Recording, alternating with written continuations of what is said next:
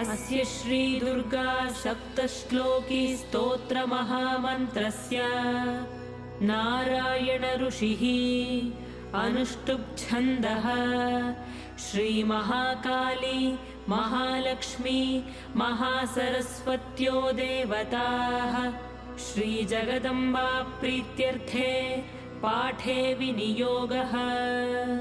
ज्ञानिनामपि चेतांसि देवी भगवती हि सा बलादाकृष्य मोहाय महामाया प्रयच्छति।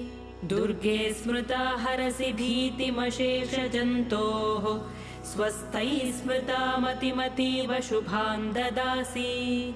दारिद्र्यदुःखभयहारिणि का त्वदन्या सर्वोपकारकरणाय सदार्धचित्ता।